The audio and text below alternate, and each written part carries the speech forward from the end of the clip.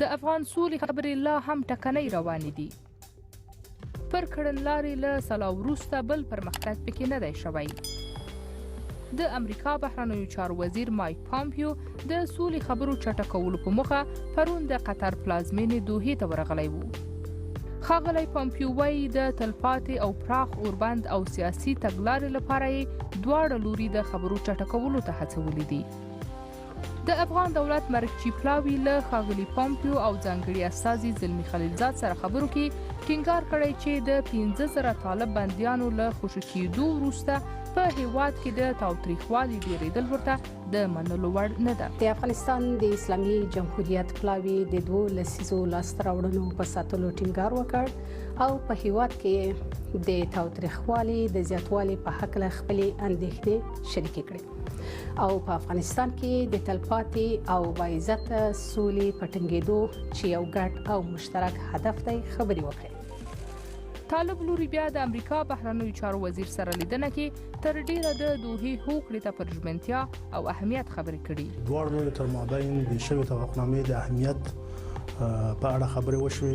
همدارنګه د دواړو لورو لخوا نوموړې توافقنامې ته د ژمنتیا په اړه د توافقنامې ټولو مادو ته د پاتې بندیانو د خلاصون، د تور لیست د ختمېدو او د بین الافغاني مذاکراتو اړوند موضوعاتو په اړه باندې بحثونه وشول.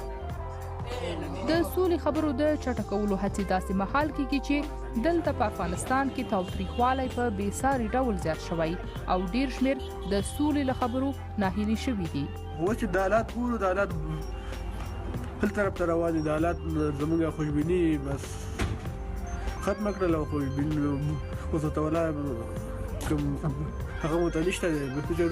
ورځ په ورځ انفجارونه، ځانمرګي داسې روان دي. نو د تاوتریخوالي له ډېرېدو سره افغان حکومت پر اوربند تر پخوا زیات ټینګار کوي. په دې لړ کې ولسمشر غني له ملګرو ملتونو غوښتي دي چې پر اوربند ټینګار وکړي او له خپلو بندیزونو نه د وسیلې په توګه کار واخلي او دا ډله یعنې طالبان اوربند ته وهڅوي. ولسمشر غني دغه راز ویلي دي که دغه بندیزونه په سمه توګه پلي شي نو ښې پایلې به ولري.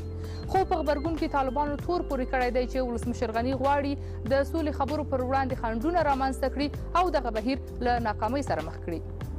نجمه زلا، کابل.